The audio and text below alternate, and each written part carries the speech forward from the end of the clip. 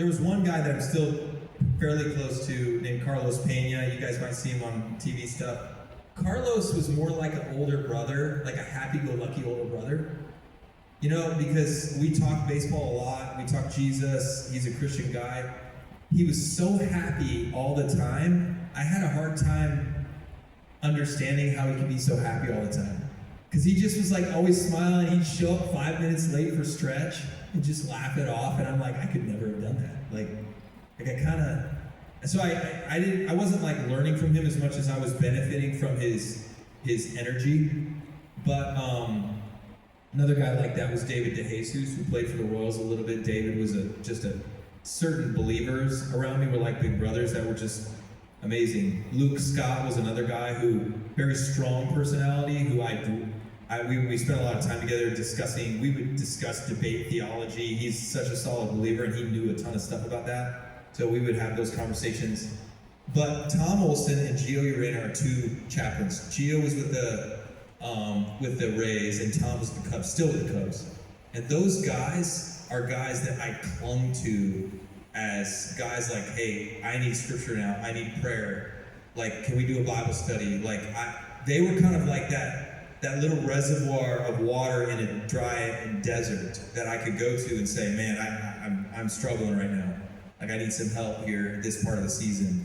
And they were there. And so sometimes, like, if you ever get a chance to minister to a professional athlete or somebody that's kind of traveling around a lot for their job, just know there's a couple things to know about that, okay? They could be a musician, could be somebody that just travels for their work a ton, somebody that can't be in church every Sunday, somebody that's performing at a very high clip, things like that, okay? Just know, here's a couple things you need to know. One, do not ask them for anything. These guys purposefully could have asked for lots of stuff around professional athletes, and they said, we will not. The only thing we will do is come here to serve you. How can we serve you? So that's the first thing they did. The second thing that they did that was really, really important is they treated us like the human first and the player second. It was never like, hey, how's the season going? What do like I said before, they were those people that stepped in and said, where's your spirit at? Where's your heart? What do you need right now? How can I help give you that? Like, that's what I'm here to do. And so they truly were taking a humble standpoint of walking into the clubhouse. You would never know that they were doing that job for the team, or that Baseball Chapel had hired them to do that job. And Baseball Chapel does a really good job of trying to get guys that understand their place, and that they have to come in with some of these guys and just tiptoe around the clubhouse atmosphere. But those guys, when I called or I texted, they were always there. They were ready to serve as best they could. Last baseball one, and then I'm going to hit you up for a little advice before we head out the door here for some of the younger folks in here who are looking forward to their next evolution. But for you, is there somebody in modern baseball that you really love to watch? And is there anybody out there right now that's kind of a modern Ben Zobrist to your mind? Oh, there's better ones, I'm sure.